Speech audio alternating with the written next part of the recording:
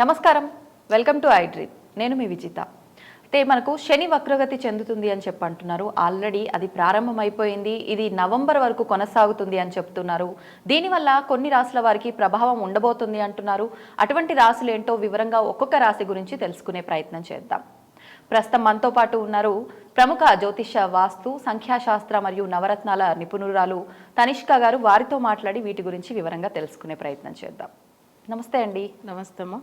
శని వక్రగతి వల్ల మనం ఆల్రెడీ మేషరాశి వారి ఫలితాలు ఎలా ఉంటాయి, ఏం చేయొచ్చో తెలుసుకున్నాం. మరి వృషభ రాశి వాళ్ళకి ఎలాంటి ఫలితాలు ఉండబోతున్నాయండి? ఓకేమ్మా, వృషభానికి ఏమైతుందంటే మీరు చెప్పినట్టుగా అసలు ఆయనకు 11లో వక్రగతి అయిపోయి ఉన్నాడు. యాక్చువల్లీ వాళ్ళకి ఏళ్ళ శని అయితే కాదు, 11లో శని ఉంటే లాభం అది, కానీ వక్రం అయిపోయారు. ఇక్కడ ఏమైతుందంటే ఈయనకు వృషభ రాశి వాళ్ళకి ఇక్కడ 9th 10th హౌస్ అవుతుంది అనమాట. 9th వచ్చి భాగ్యాధిపతి, అంటే జనరల్గా వచ్చి 9th తండ్రి స్థానం గురించి, తర్వాత పితృదేవతల గురించి, నెక్స్ట్ వచ్చి 9th హౌస్ వచ్చి ఏంటంటే అబ్రాడ్ గురించి, ప్లస్ వాళ్ళకి వచ్చి ఏదైనా కలిసి రావాలంటే ఆ భాగ్యాధిపతి వచ్చి వక్రం అయిపోకూడదు. అవును. సో అక్కడ వక్రం అయిపోయాడు అంటే వాళ్ళకి ఏమి ఎల్లో శని ఏం లేదు, కానీ 11లో ఉన్న శని వక్రం అయిపోయి చెడిపోతే ఏమైతుందంటే రావాల్సిన లాభాలు రాదు ఒకటి.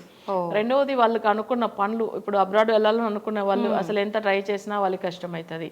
నెక్స్ట్ 10th హౌస్ వచ్చి ఆల్రెడీ బిజినెస్ చేస్తున్న వాళ్ళకి ఏమైతుందంటే వాళ్ళకి ఇప్పుడు గోచారీతిగా గురు బాగున్నా కానీ శని వక్రంలో ఉండి ఆయన అస్సలు మంచిగా లేవు కాబట్టి ఏమైతుందంటే వాళ్ళకి బిజినెస్ ఒకవేళ చేస్తున్నారు, లేదు జాబ్ అయినా చేస్తున్నారంటే వాళ్ళకి అనుకునేట్టుగా వాళ్ళకి మంచి ఇన్కమ్ అనేది ఉండదు, ప్లస్ వర్క్ టెన్షన్ ఎక్కువ ఉంటుంది ఇప్పుడు. సో ఇది వచ్చి ఎప్పుడు వరకు అంటే ఈ నవంబర్ ఎండింగ్ వరకు ఉన్న ఇక్కడ వక్రగతిలో ఉన్నప్పుడు శని వరకు ఉంది అంటే నవంబర్ 28th వరకు. 28th వరకు.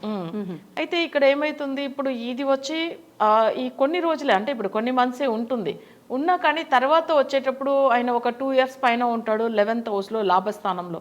అప్పుడు లాభంలో ఉన్న శని మంచిదిగా చేస్తాడు అంతే. ఎప్పుడైనా కానీ రిషభానికి వచ్చి మామూలుగానే ఆయన వచ్చి ఏమవుతుందంటే యోగ కారకుడు. సో అప్పుడు 11లో ఉన్నప్పుడు మంచిదే చేస్తాడు, కానీ ఇప్పుడు పూజలు చేసుకోవాలి వాళ్ళు. ఎందుకంటే శని వక్రగదిలో ఉన్నప్పుడు ఆయనకు అంటే వాళ్ళకి 9th 10th లాడ్ అయినప్పుడు భాగ్యాధిపతి అసలు జీవన స్థానాధిపతి వాళ్ళకి నెగిటివ్ అయిపోయాడు అనుకోండి, వాళ్ళు అనుకున్న ఇన్కమ్ ఫైనాన్షియల్ గా అన్ని విధంగా ఇబ్బందులు ఉంటాయి కదా. సో అది వచ్చి ఏమైతుందంటే తప్పకుండా పూజలు చేసుకోవాలి. ఏ రకమైన పూజ అంటే ఇప్పుడు మనం వచ్చి శనీశ్వరుడు అంటేనే మామూలుగా అందరికీ ఏమనిపిస్తుంది అంటే అసలు ఒక రకమైన భయంతో. ఇప్పుడు ఈయనకి ఇంట్లో పెట్టి పూజలు చేసుకోవడానికి తప్పకుండా చేసుకోవచ్చు, కొంతమందులు చేసుకోలేదు అనే వాళ్ళు గుడికి వెళ్ళి చేసుకోవచ్చు. సరే, ఇంట్లో చేస్తున్నప్పుడు వాళ్ళకి ఒకవేళ సమస్యలు అనిపించిన వాళ్ళుదా వెళ్ళవచ్చు. సరే, ఇంట్లో చేసుకునే వాళ్ళు ఏంటంటే బ్లూ కలర్ లో ఒక శంఖు పువ్వులు అంటారు, దాని తెలుగులో ఏం చెప్తారో ఐడియా లేదు, శంఖ పూల పుష్పాలు అంటారు కదా, బ్లూ కలర్ లో ఉంటది, అది ఆయనకు మంచిది. తర్వాత తమిళ్లో కరుంగు ఒలై మలర్ని అంటారు, బట్ నేను తర్వాత నెట్ లో సెర్చ్ చేసి మీకు ఆ తెలుగులో పదం ఏం నేను పంపిస్తాను. సో అలాంటి పువ్వులు కూడా తనకి ఇష్టమైనది అనమాట. సో అది వచ్చి ఏంటంటే స్వామి వారికి అది శనీశ్వరుడికి ఇష్టమైన పువ్వులు, అసలు దాంతో కూడా స్వామివారిని అసలు మంత్రం చదివి అర్చన చేయడం మంచిది. ఇప్పుడు మనం ఏంటంటే ఇంట్లో వీళ్ళు ఎలా చేసుకోవాలి అంటే సపోజ్ వీళ్ళకి వచ్చి అంటే రిషభ లగ్నానికి యోగ కారకుడు అయినప్పుడు శనివారం రోజులే కూడా ఈయనకు చేసుకోవచ్చుము. శనివారం ఉదయం 6 నుంచి 7 వరకు శని హోరా ఉంటుంది. ఆ ఒక్క రోజు తప్పకుండా శనివారం, ఎందుకంటే అది నవంబర్ 28th వరకు వచ్చే శనివారంలో చేసుకోవచ్చు అంతే. సో అప్పుడు వీళ్ళు వచ్చి మంత్రం అంటే శనికి సంబంధించిన గాయత్రి మంత్రం చదువుకుని నేను చెప్పిన పుష్పాలతో అర్చన చేసి తర్వాత ఏంటంటే అసలు అది కూడా ఏంది, శనీశ్వరుడు అంటేనే ఆయనకు వాల్యూ నంబర్ వచ్చి 8 నంబర్. సో ఒక చార్ట్ ఒకటి తీసుకుని 8 నంబర్ చార్ట్ ఒకటి నోట్ చేసి పెట్టుకోవాలి. ఆ చార్ట్లో ఏంటంటే అర్చన చేయాలన్నమాట. ఇక్కడ విడిగా పువ్వులతో అర్చన చేసేసి కొన్ని నువ్వులతో, అది కూడా నల్ల నువ్వులతో అర్చన చేయాలి. అర్చన చేసేసి గాయత్రి మంత్రం శని గాయత్రి ఒక ఏంటంటే 108 times చదివేసి తర్వాత బెల్లంతో చేసిన ప్రసాదం ఏదైనా ఆయనకు నివేదనంగా పెట్టాలి. సో ఆ ప్రసాదం నివేదన పెట్టిన తర్వాత కొంచెం తర్వాత ఆ ప్రసాదం ఇంట్లో ఉన్న వాళ్ళు తీసుకోవచ్చు. సో ఇది వచ్చి ఏంటంటే ఇక్కడ వచ్చే ఈ శనివారాలు నవంబర్ 28 వరకు వచ్చే శనివారంలో చేసుకోవడం వల్ల వాళ్ళకి లాభం అనేది ఉంటుంది. వాళ్ళు చేసిన ప్రతి పనులకు వాళ్ళకి మంచిగా అనిపిస్తుంది. అవి కాకుండా అబ్రాడ్ ప్లాన్ చేసేవాళ్ళు, లేదు వాళ్ళ జాబ్లో కూడా ఇంకా ప్రమోషన్ రావాలని అనుకునే వాళ్ళు, లేకపోతే జాబ్ ట్రాన్స్ఫర్ గురించి ట్రై చేసే వాళ్ళు కూడా చేసుకోవచ్చాము. ఎప్పుడైనా కానీ 11లో ఉన్న శని మంచిదే చేస్తాడు, కానీ వక్రం అయినప్పుడు ఇప్పుడు ప్రజెంట్ వాళ్ళకి మంచి చేయట్లేదు. లేదు. అంటే ఇప్పుడు వీళ్ళకు ఓన్లీ ఆర్థిక పరంగా ఫైనాన్షియల్ పరంగానే ఇబ్బందులు, ఆరోగ్య పరంగా కూడా ఆరోగ్యం అంటే ఇది తండ్రికి వస్తుంది. తండ్రి అనేటప్పుడు 9th హౌస్ కదా, అక్కడ 9th హౌస్ రిషభ రాశికి 9th హౌస్ ఎవరంటే శనిదా అవుతాడు. సో అప్పుడు తండ్రికి సమస్యలు వస్తుంది. తండ్రికి సంబంధించింది ఏంటంటే ఈ ఒక 3 months లో ఏదైనా అసలు కొంచెం బాగలేదంటే ఎక్కువ కేర్ తీసుకోవాలి. రిషభ రాశిలో పుట్టిన వాళ్ళకి వాళ్ళ తండ్రి స్థానం వాళ్ళ తండ్రికి. సో అట్లా ఉన్నప్పుడు ఈ పూజల వల్ల ఫలితం ఉంటుంది, మంచిగా జరుగుతుంది. ఒకవేళ అసలు ఎక్కువ సమస్యలు ఉంటే గుడిలో వెళ్ళి కూడా ఈ పూజలు చేసుకోవచ్చు. కొంతమంది ఇంట్లో చేయడం అనేది కష్టం అయితే ఈ 3 months లో. కానీ వగ్ర గదిలో ఉన్నప్పుడు ఏమైతుందంటే శనిని డైరెక్ట్ ఫేస్ టు ఫేస్ చూసి మొక్కకూడదు. అది ఒక విషయం ఉంటుంది. ఇంకొకటి మన ఇంట్లో కూడా ఈయన వగ్ర గదిలో ఉన్నప్పుడు ఏమైతుందంటే మనం మామూలుగా మంత్రాలు చదువుతాం, ఎక్కువ టైం చదవకూడదు. దానివల్ల ఏం చెప్తూ ఉంటామంటే అక్కడ కూడా మనం శనికి సంబంధించిన పూజ చేసినా కానీ దాని ముందుగా స్వామి వారిది, ఇప్పుడు రిషభ రాశి కాబట్టి వీళ్ళు ఏంటంటే విష్ణుమూర్తి ఫోటో పెట్టేసుకుని చేయడం మంచిది. సో మనం ఇప్పుడు పూజ చేస్తాం కదా, ఇప్పుడు ఆ ప్లేట్ లో ఎట్లా అంటే నువ్వులతో అర్చన చేసిన, విడిగా పువ్వులతో నేను చెప్పాను అసలు ఆ స్వామి వారికి సంబంధించిన పువ్వులతో మనం అర్చన చేస్తున్నప్పుడు కూడా ఇక్కడ ఏంటంటే విష్ణు మంత్రం కూడా, ఎందుకంటే విష్ణుదేవుడు ఇప్పుడు రిషభ రాశికి చాలా ఫేవర్ గా ఉండేది విష్ణుమూర్తి. సో మన బాలాజీ స్వామి అంటే తిరుపతి బాలాజీ ఫోటో కూడా పెట్టేసుకోవచ్చు. పెట్టేసుకుని ఆయన ముందు కదా చార్ట్ పెట్టి అది కూడా పేపర్ పైన 8 నెంబర్ రాసి, అది కూడా ఎక్కువ టైమింగ్స్ శనికి సంబంధించింది మంత్రం చదవకూడదు. కొన్నిసార్లు జస్ట్ ఒక 9 times అంతే చాలు. స్వామి వారిదిదా ఎక్కువ చదవాలి. సో అట్లా చదివి ఏంటంటే వగ్ర గదిలో ఉన్నప్పుడు జనరల్ గా గ్రహాలకి పూజలు చేయకూడదు. కానీ మనం చెప్తున్న పూజలు ఏంటంటే అది దేవతలు పెట్టి తప్పకుండా చేసుకోవాలి.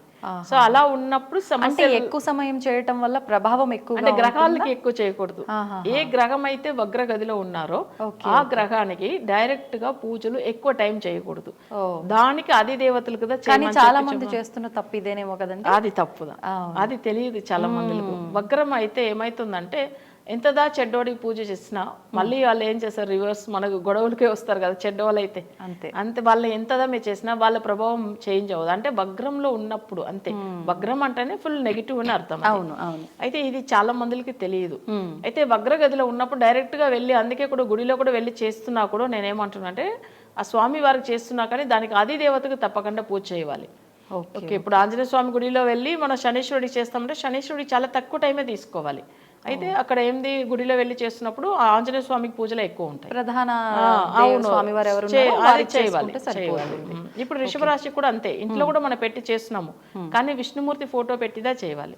సో అప్పుడు ఏమైతుందంటే రాశి ప్రకారం వచ్చినప్పుడు మన ఇవి వగ్రగదిలో ఉన్నారు కాబట్టి చేయవలసిన అవసరం వస్తుంది. కానీ వాళ్ళకి పూజ తక్కువ, దానికి అధిదేవతకి ఎక్కువ అనేది అందుకే అప్పుడప్పుడు చెప్తూ ఉంటాము. సో ఇవి చేసుకున్న తర్వాత ప్రసాదం పెట్టి ఆరతి ఇవ్వచ్చుము. కానీ ఏంటంటే మనం చాలా తక్కువ టైం 9 times అనేటప్పుడు పెద్దగా కాదు. బట్ ఇక్కడ 1/2 hour మంత్రం అయితే స్వామి వారికి చేయాలి విష్ణుమూర్తికి. సో విష్ణు గాయత్రి మంత్రం చాంటింగ్ చేసుకోవచ్చుము. లేదా శ్రీనివాస గాయత్రి మంత్రం కూడా ఉంటుంది, అవైనా కూడా చేసుకొని అవి మన ప్రసాదం అంటే జనరల్గా ఏంటంటే ఏదన్నా రైస్తో, ఇప్పుడు రైస్ ప్లస్ ఇక్కడ ఏంటంటే బెల్లం కలిపి ఏదన్నా మనం ఇది అంటే ప్రసాదం చేసి అక్కడ అంటే తీపిలాగా పెట్టి చేయాలి, ఆరతి ఇవ్వాలి. సో అది చేసుకోవడం వల్ల మంచిగా ఉంటాయి. ధన్యవాదాలండి. ధన్యవాదాలు. And for more videos, please subscribe to iDream. Please subscribe to iDream. Please subscribe iDream. And please subscribe to iDream. For more videos, subscribe to iDream. please like, share and subscribe to the channel. Congratulations, iDream. Subscribe to iDream. Subscribe to iDream. So subscribe to iDream Media. iDream ki iDream team andarki huge congratulations. Please subscribe iDream Media. Please subscribe to iDream. Subscribe iDream. Please subscribe to iDream. iDream అంటే నా కళల channel subscribe చేసుకున్న నోరు తిరుగుతలేదు, మీరైతే గంట గుర్తు కొట్టండి. For more such videos, please subscribe to iDream.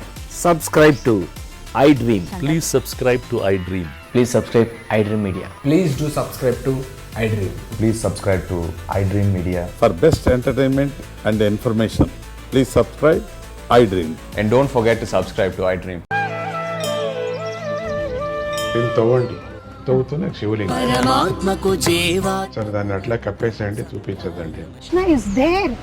మూర్తి పూజ కాదు, సాక్షాత్ బ్రజేంద్ర నందన భగవాన్ ఉన్నారు మూర్తిలో. ఏమీ ఆశించకుండా ఆరాధించే వాళ్ళు కూడా ఉన్నారా ప్రభుజీ? నిజమైన భక్తి అంటే మనకు తెలియదు కాబట్టి